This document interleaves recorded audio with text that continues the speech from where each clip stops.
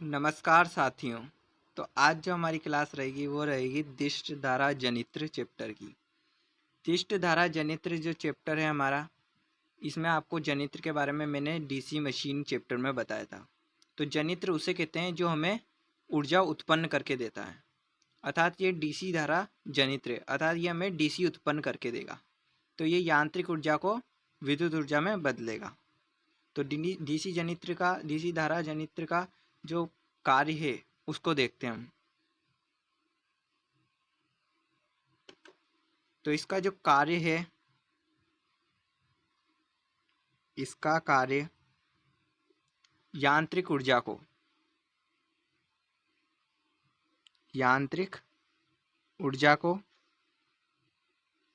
विद्युत ऊर्जा में बदलना। विद्युत ऊर्जा में, और कौन सी विद्युत ऊर्जा में? डीसी में, क्योंकि ये डीसी जनरेटर है। तो डीसी विद्युत ऊर्जा में बदलना।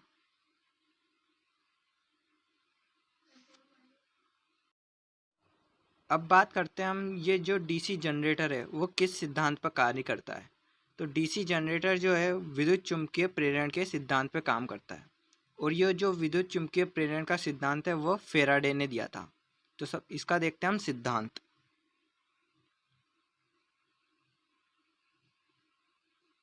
तो इसका जो सिद्धांत है वो है फेराडे का विद्युत चुम्बकीय प्रेरण का सिद्धांत।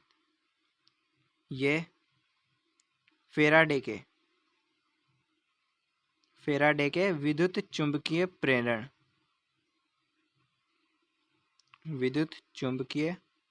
प्रेरण सिद्धांत पर आधारित है। कौन? DC generator. अब जो विद्युत चुम्बकीय प्रेरण का सिद्धांत क्या कहता है उसे हम देखते हैं। तो इस नियमानुसार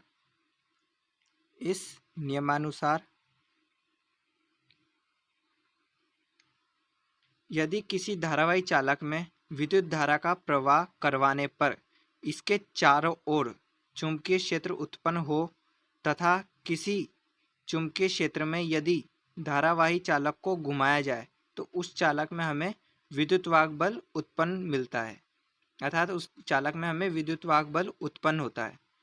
तो ऐसा हो रहा है कि ये दो मैग्नेट है, अर्थात ये चुंबकीय क्षेत्र है, इसके मध्य एक चालक रखा है जिसको हम घुमा रहे हैं। तो उस चालक को अगर हम घुमाते हैं चुंबकीय क्षेत्र में तो उस चालक में विद्युतवाहक बल उत्पन्न होता है। और यदि हम चालक को स्थिर रख रहे हैं और चुंबकीय क्षेत्र को घुमा रहे हैं तो इससे भी हमें उस चालक में विद्युतवाहक बल उत्पन्न होता है। तो यही नियम है विद्युत चुम्बकीय प्रेरण का। तो इस नियमानुसार किसी धारावाही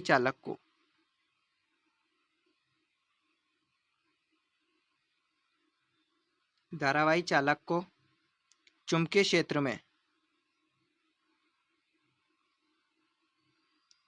क्षेत्र में घुमाने पर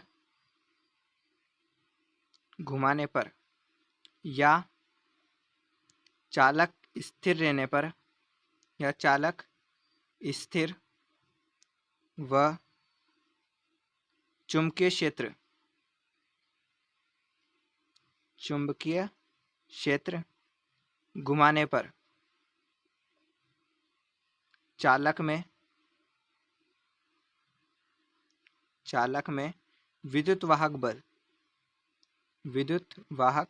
बल अर्थात EMF इलेक्ट्रोमोटिव फोर्स उत्पन्न होता है। अब देखते हैं हम डीसी जनरेटर की मौलिक आवश्यकताओं के बारे में। क्या डीसी जनरेटर किन किन चीज़ों से मिलकर बना होता है। तो डीसी जनरेटर की मौलिक आवश्यकताएं। डीसी जनरेटर की मौलिक आवश्यकताएं।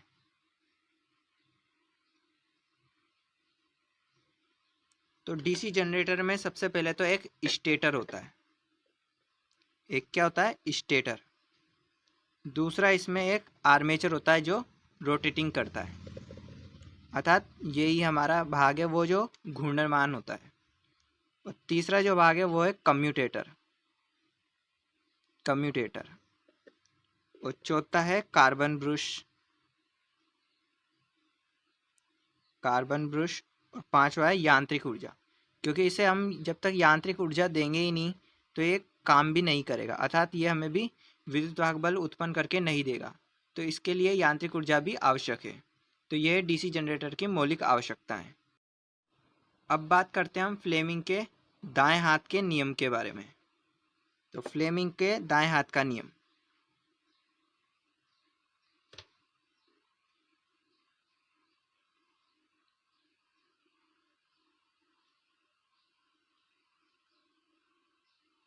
तो फ्लेमिंग के दो नियम है, एक तो दाएं हाथ का नियम और एक बाएं हाथ का नियम।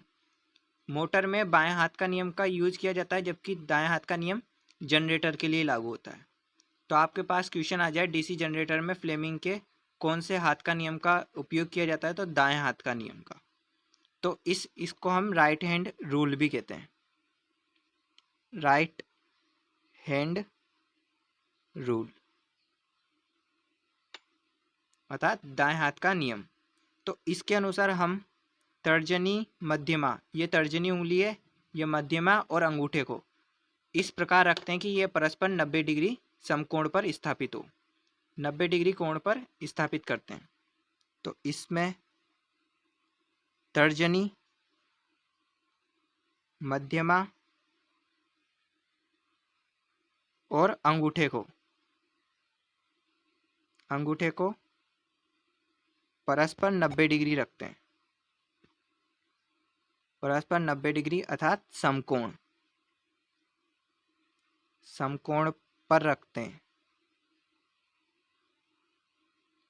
तो इस नियमानुसार हमें जो विद्युत वाहक बल उत्पन्न होगा, हमारे जो चालक है उसको हम विद्युत चुम्बकीय क्षेत्र में रखते हैं और उसमें जो उसको घुमाने पर जो विद्युत वाहक बल उत्पन्न होता है उसकी दिशा ज्ञात करने के लिए हम फ्लेमिंग के दाएं हाथ का नियम का उपयोग करते हैं, जो डीसी जनरेटर के लिए लागू होता है। तो इसके अनुसार जो अंगूठा होगा, अंगूठा वो तो चालक की गति को बताएगा, अर्थात जो भाग घूम रहा है वो किस दिशा में घूम रहा है, अर्थात चालक की गति को, चालक की गति। और तर्जनी जो उंगली होगी वह चुंबकीय क्षेत्र की दिशा को बताएगी, चुंबकीय क्षेत्र की दिशा। और जो मध्यमा उंगली होगी, मध्यमा, वह उत्पन्न विद्युत वाहक बल की दिशा बताएगी, उत्पन्न ईएमएफ की दिशा, यह उत्पन्न ईएमएफ की दिशा बताएगी। अब इसके खास पॉइंट्स की बात करें तो यह नियम जनित्र के लिए लागू होता है, यह नियम जनित्र के लिए लागू होता है। और ये नियम का यूज क्यों किया जाता है, तो इस नियम का यूज विद्युत वाहक बल अर्थात जो उत्पन्न विद्युत वाहक बल है उसकी दिशा ज्ञात करने के लिए किया जाता है। तो इसका उपयोग ईएमएफ की दिशा ज्ञात करने हेतु किया जाता है। तो जो फ्लेमिंग का दाएं हाथ का जो नियम है वो डीसी जनरेटर के लिए लागू होता है, और अंगूठा, इसमें अंगूठा जो है चालक की गति को बताता है, तर्जनी चुंबकीय क्षेत्र को, और मध्यमा उत्पन्न ईएमएफ की दिशा को बताती है। अगली बात करते हैं हम, जो हमारे पास विद्युत वाहक बल उत्पन्न होगा उसे हम ज्ञात करने का एक सूत्र पढ़ते हैं। तो जो विद्युत वाहक बल उत्पन्न हो रहा है उसे भी हम ज्ञात कर सकते हैं। तो जो विद्युत वाहक बल है उसका समीकरण देखते हैं, ईएमएफ का समीकरण, अर्थात विद्युत वाहक बल का समीकरण। तो विद्युत वाहक बल का जो ज्ञात करने का सूत्र है वो डीसी जनरेटर के लिए ये है ई बराबर, अर्थात ईएमएफ, ये अर्थात इसको वोल्टेज भी बोलते हैं हम, क्योंकि इसका जो मात्रक होता है वो वोल्ट ही होता है ईएमएफ का। तो ई बराबर फाई जेड एन पी बटे 60 इंटू ए। तो ये जो सूत्र है जो डीसी जनरेटर में उत्पन्न विद्युत वाहक बल को ज्ञात करने का सूत्र है। इससे हमारे पास बहुत सारे न्यूमेरिकल भी आते हैं परीक्षा में। तो यहाँ फाई जो है, फाई तो क्या है, चुंबकीय फ्लक्स, चुंबकीय फ्लक्स जो किस में होता है, वेबर में। और जेड जो है वो आर्मेचर चालकों की संख्या है, आर्मेचर चालकों की संख्या।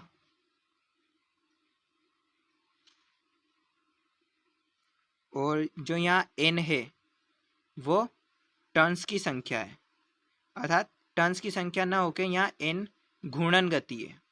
अर्थात हम डीसी जनरेटर को जो यांत्रिक ऊर्जा देंगे अर्थात उसको जो घुमाएंगे तो उसकी घूर्णन गति क्या है, यहाँ पे एन वो है, तो घूर्णन गति, जो घूर्णन गति है वो आरपीएम में है। आरपीएम की जो फुल फॉर्म है वो है राउंड पर मिनट, या इसको हम रिवोल्यूशन पर मिनट भी कहते हैं। अब पी जो है वो है पोलों की संख्या, पोलों की संख्या। और यहाँ पे ए जो है वो है समांतर पथों की संख्या, समांतर पथों की संख्या। अब मैंने डीसी मशीन में आपको लैप वाइंडिंग और वेव वाइंडिंग बताई थी। तो यहाँ लैप वाइंडिंग के लिए तो ए का मान जो होगा वो पोल की संख्या के बराबर होगा, और वेव के लिए जो होगा ए का मान वो हमेशा 2 होगा। तो ये आप याद रखें इस सूत्र में रखते समय। तो इस सूत्र से बहुत सारे न्यूमेरिकल भी आते हैं। अब हम एक न्यूमेरिकल सोल्व करते हैं। तो हमें यहाँ एक क्वेश्चन दिया हुआ है जिसमें एक डीसी जनरेटर में चालकों की संख्या 10 है, पोल की संख्या 4 है और चुंबकीय फ्लक्स की संख्या 30 वेबर है। और ये जो जनरेटर है इसमें जो आर्मेचर वाइंडिंग हो रही है वह वेव वाइंडिंग है। तो उत्पन्न ईएमएफ की गणना करनी है जिसमें घूर्णन गति 1500 आरपीएम है। तो इसमें जेड अर्थात आर्मेचर चालकों की संख्या 10 है, पी अर्थात पोल की संख्या 4 है, फाई अर्थात चुंबकीय फ्लक्स की संख्या 30 है। और ये वेव वाइंडिंग है इसलिए इसमें समांतर पथों की संख्या 2 होगी। और इसमें जो घूर्णन गति है अर्थात एन वो 1500 आरपीएम है, 1500 आरपीएम। हमें क्या ज्ञात करना है, ई, अर्थात हमने जो सूत्र पढ़ा था उस सूत्र से हम ज्ञात करेंगे।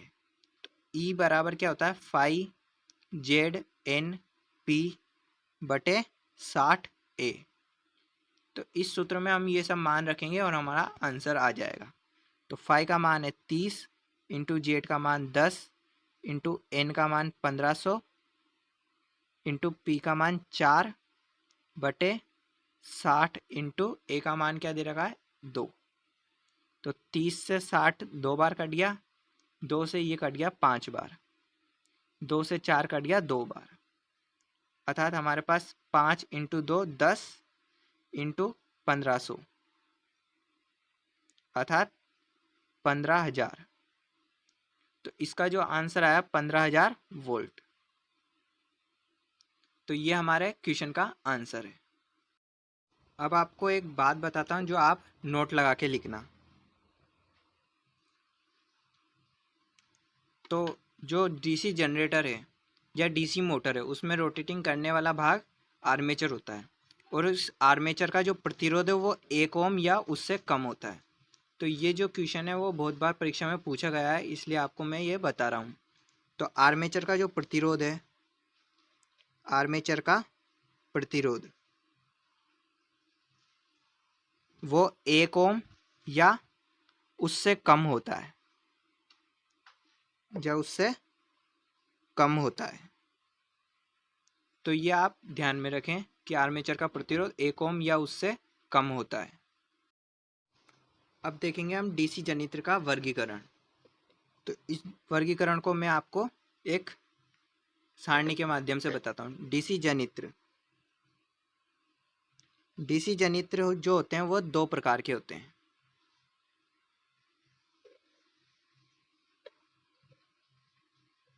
पहला प्राइम मूवर के आधार पर और दूसरा उत्तेजना प्रणाली के आधार पर।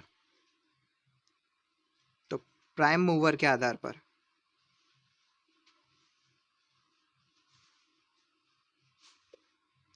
तो जो प्राइम मूवर के आधार पर जो डीसी जनित होते हैं उसको हम पारेषण चैप्टरों में पढ़ते हैं। यहाँ हम उत्तेजना प्रणाली के आधार पर देखेंगे। उत्तेजना प्रणाली के आधार पर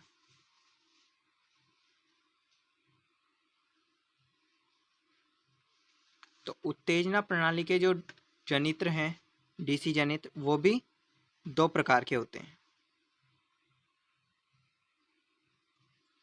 पहला स्व उत्तेजना प्रणाली और दूसरा है पृथक उत्तेजना प्रणाली।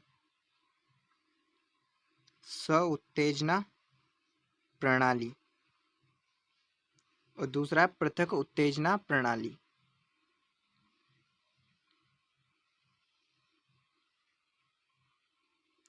तो यहाँ जो सबसे ज़्यादा इम्पोर्टेंट है वो हम स्व उत्तेजना प्रणाली को देखेंगे। तो स्व उत्तेजना प्रणाली को आगे दो भागों में और डिवाइड किया जाता है, जिसमें पहला आता है विद्युत चुंबक द्वारा उत्तेजना और दूसरा है स्थायी चुंबक द्वारा। तो विद्युत चुंबक द्वारा, विद्युत चुंबक को हम अस्थायी चुंबक भी कहते हैं, आपको मैंने बताया था। तो विद्युत चुंबक या अस्थायी चुंबक द्वारा, और यहाँ है स्थायी चुंबक द्वारा।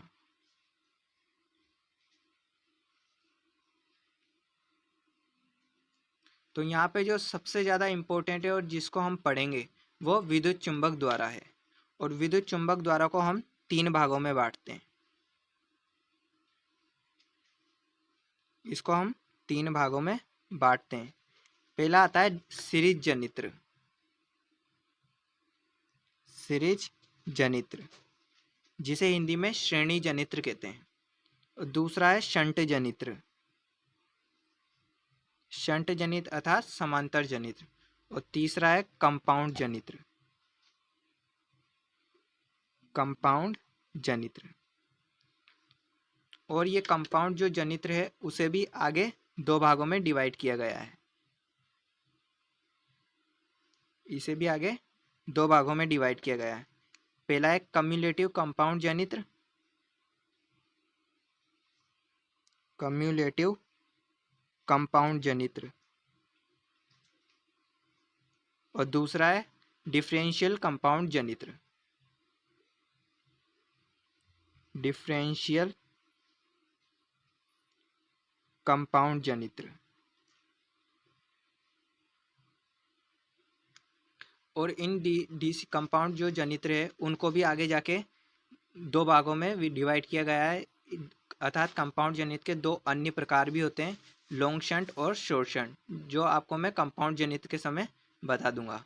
तो ये है डीसी जनित्र का वर्गीकरण। अब देखते हैं हम डीसी जनित्रों के अभिलक्षण वक्रों के बारे में।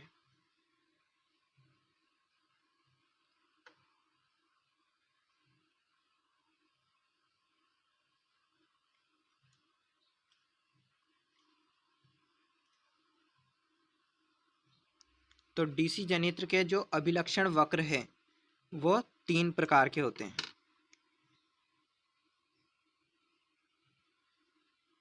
वो तीन प्रकार के होते हैं। सबसे पहले देखते हैं हम ओसीसी के बारे में। पहला प्रकार जो है वो है ओसीसी, अर्थात इसको हम ओपन सर्किट कैरेक्टरिस्टिक कहते हैं।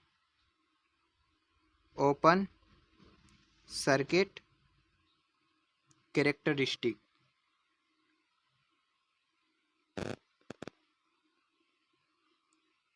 कैरेक्टरिस्टिक, तो ये ओपन सर्किट कैरेक्टरिस्टिक। इसे चुंबकीय अभिलक्षण वक्र भी कहते हैं। इसे क्या कहते हैं? चुंबकीय अभिलक्षण वक्र। चुंबकीय अभिलक्षण वक्र। अब ये जो ग्राफ है, जो अभिलक्षण वक्र पढ़ रहे हैं, ये एक तरह के ग्राफ ही हैं। तो ये किसी ना किसी दो राशियों के बीच बनते हैं। तो ये जो ओसीसी है वो वोल्टेज तथा धारा के मध्य बनता है। वोल्टेज व धारा के मध्य, और ये बिना लोड पर बनता है, बिना लोड पर। अर्थात डीसी जनरेटर में जब कोई भी लोड नहीं होगा, वो जो बिना लोड के चल रहा होगा, जब हम ओसीसी वक्र बनाते हैं। नेक्स्ट आता है सेकंड, जो है आईसीसी। सेकंड जो प्रकार है वो है आईसीसी। आईसीसी की जो फुल फॉर्म है वो है internal circuit characteristic. Internal circuit characteristic.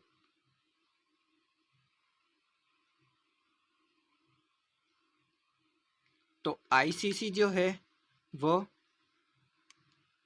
आंतरिक अभिलक्षण वक्र भी कहते हैं इसे। आईसीसी को हम आंतरिक अभिलक्षण वक्र भी कहते हैं। आंतरिक अभिलक्षण वक्र।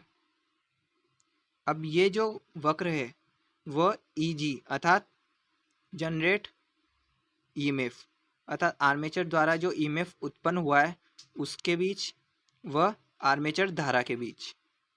तो ईजी अर्थात जनरेट ईएमएफ, उत्पन्न ईएमएफ, अर्थात जो वोल्टेज उत्पन्न कराए हमें, तो वो है ये ईजी अर्थात उत्पन्न वोल्टेज व आईए अर्थात आर्मेचर धारा।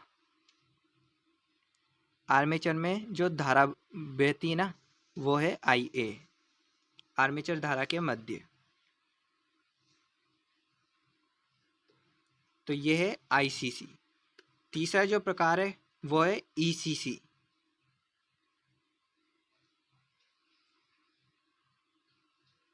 ईसीसी की जो फुल फॉर्म है वो है extra circuit characteristic. Extra circuit characteristic.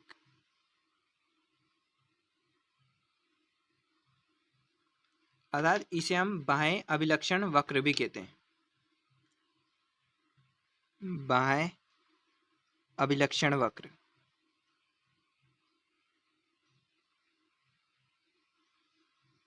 और ये जो बनता है वो लोड वोल्टेज व लोड धारा के मध्य बनता है, अर्थात VL लोड वोल्टेज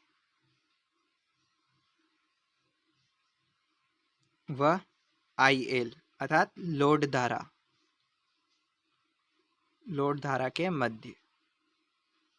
तो इनसे जो क्वेश्चन आएगा वो डायरेक्ट ऐसे आएगा कि जो डीसी जनरेटर का जो चुंबकीय अभिलक्षण वक्र है वो किन के मध्य बनता है, तो वो बनता है बिना लोड के वोल्टेज व धारा के मध्य। और जो आंतरिक अभिलक्षण वक्र है वो उत्पन्न वोल्टेज ईजी और आर्मेचर धारा के मध्य बनता है। और जो बाह्य अभिलक्षण वक्र है वो लोड वोल्टेज तथा लोड धारा के मध्य बनता है। अब आपको एक खास बात बताता हूँ जो आप नोट लगा के लिखना। तो मैंने आपको एक सूत्र बताया था जो हमारे डीसी जनरेटर में जो उत्पन्न ईएमएफ होगा उसको ज्ञात करने का। तो वो था E बराबर phi Z N P upon 60/A। ये वो सूत्र था। अब ये जो सूत्र बहुत काम का है, इससे आप बहुत सारे डीसी जनरेटर के लिए संबंध निकाल सकते हैं। तो इसमें एक संबंध हम निकालते हैं यहाँ। तो यहाँ E है और समानुपाती है ये किसके, ये समानुपाती का चिन्ह है, इसको हम समानुपाती भी मान सकते हैं और बराबर भी मान सकते हैं अभी के लिए। तो E जो समानुपाती होता है, अर्थात समानुपाती हमने इसलिए माना है क्योंकि यहाँ पोलों की संख्या, किसी डीसी जनरेटर में पोलों की संख्या को हम चेंज नहीं कर सकते, अर्थात ये स्थिर रहेगी।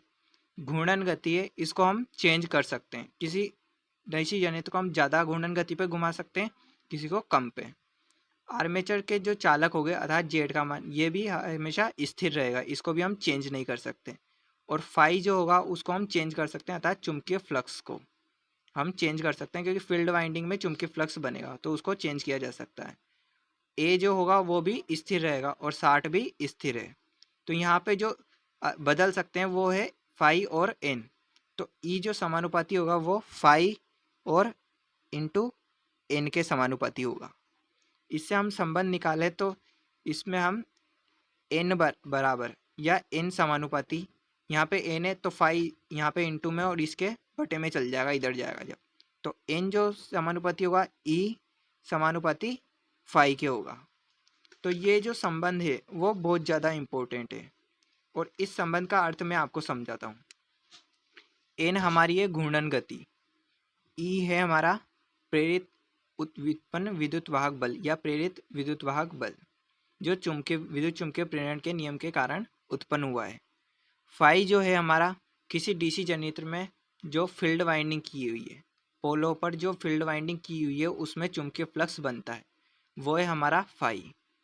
तो इसमें ये संबंध है, आपको दे दिया जाए कोई भी डीसी जनरेटर है, जब हम डीसी जनरेटर का वर्गीकरण पढ़ेंगे तो उसमें अलग अलग प्रकार के डीसी जनरेटर आएंगे, कोई सीरीज होगा, कोई शंट, कोई कंपाउंड और कोई पृथक और कोई स्वउत्तेजित। तो इन सब में जो घूर्णन गति होगी, फ्लक्स होगा और जो उत्पन्न ईएमएफ होगा सब अलग अलग होगा। तो जहाँ भी कोई भी आपको डीसी जनरेटर दिया गया है उसमें यदि हम घूर्णन गति को बढ़ाते हैं, यांत्रिक ऊर्जा को बढ़ाते हैं, तो जो उत्पन्न ईएमएफ है वो भी बढ़ेगा, क्योंकि जो एन है वो समानुपाती ई के अर्थात उत्पन्न ईएमएफ के, जबकि उसमें जो चुंबकीय फ्लक्स रहेगा वो घटेगा क्योंकि ये व्युत्क्रमानुपाती है। फाई जो है व्युत्क्रमानुपाती है। तो इससे आप ज्ञात कर सकते हैं यदि कोई डीसी जनरेटर हमें दिया गया है, उससे हमें कहा गया है कि यदि इसमें घूर्णन गति को बढ़ाया जाए तो चुंबकीय फ्लक्स का मान बढ़ेगा या घटेगा, तो चुंबकीय फ्लक्स का मान घटेगा जबकि उत्पन्न ईएमएफ का मान बढ़ेगा। और यदि कहा जाए आपसे कि किसी डीसी जनरेटर में फाई अर्थात चुंबकीय फ्लक्स का मान बढ़ाने पर उत्पन्न ईएमएफ में क्या चेंज आएगा, तो उसका संबंध भी हम यहाँ से निकाल सकते हैं। तो यहाँ पे हम फाई को रहने देंगे समानुपाती और एन को इसके नीचे भेज देंगे अर्थात ई बटा एन। तो चुंबकीय फ्लक्स का मान हम बढ़ाएंगे तो उत्पन्न ईएमएफ का मान भी बढ़ेगा और गति घटेगी अर्थात घूर्णन गति जो होगी वो घटेगी क्योंकि ये व्युत्क्रमानुपाती है। तो इन दोनों संबंधों को आप ध्यान में रखें जो इस सूत्र से ही बने हैं, क्योंकि ये आगे चल के बहुत काम आएंगे। अब पढ़ेंगे हम डीसी जनरेटरों के वर्गीकरण के बारे में। तो डीसी जनरेटरों का वर्गीकरण है जो दो प्रकार से मैंने आपको बताया था, स्व उत्तेजित और पृथक उत्तेजित। तो सबसे पहले देखेंगे हम पृथक उत्तेजित डीसी जनरेटर के बारे में।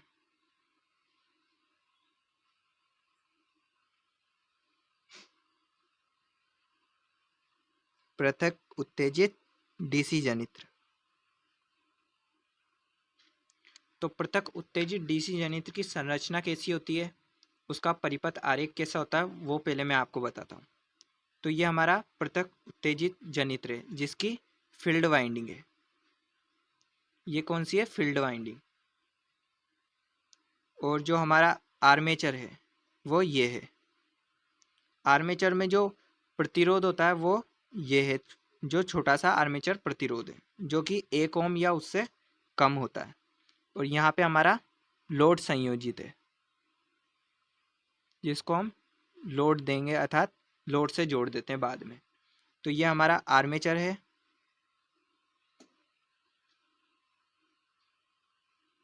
ये हमारा आर्मेचर है और ये है फील्ड वाइंडिंग।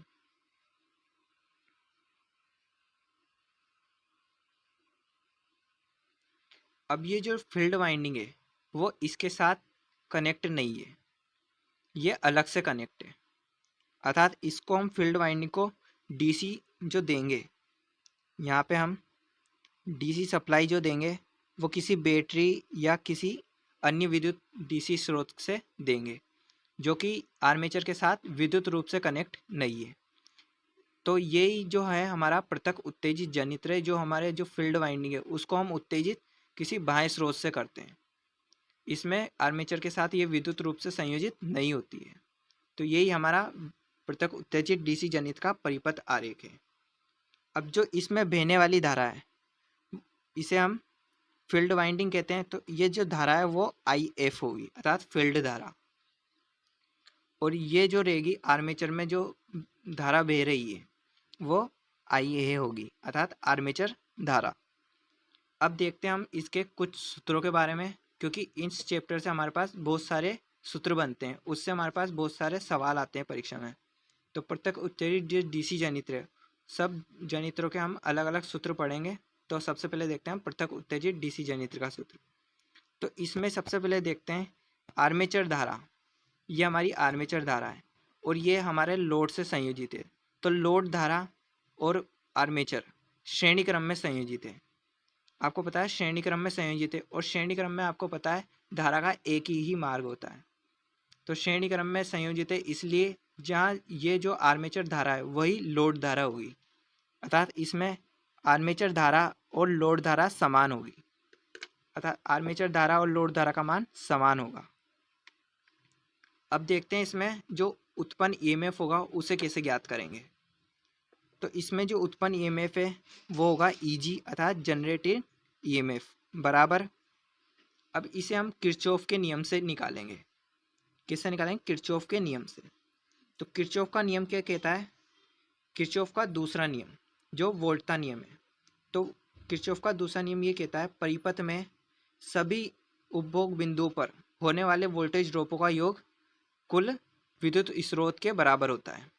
तो हमारे पास कुल विद्युत स्रोत जो है वो उत्पन्न ईएमएफ होगा, और जो यहाँ पे हम ईएमएफ देंगे क्योंकि लोड से हम ले नहीं रहे हैं, इसमें धारा देंगे हम क्योंकि ये हमारा डीसी जनित्र है जो उत्पन्न करेगा विद्युत ऊर्जा, जो इसको हम धारा देंगे।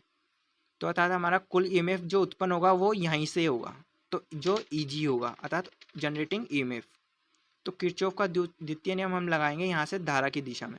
तो यहाँ से लेंगे तो इस पर जो वोल्टेज ड्रॉप होगा, अर्थात जो इस पर जो ईएमएफ होगा वो तो हमारे पास ये है। अब जो लोड पर जो वोल्टेज ड्रॉप होगा वो VL कहलाएगा, VL, और योग होता है सभी वोल्टेज ड्रॉप होगा इसलिए हम प्लस चिन्ह लगाएंगे, VL प्लस।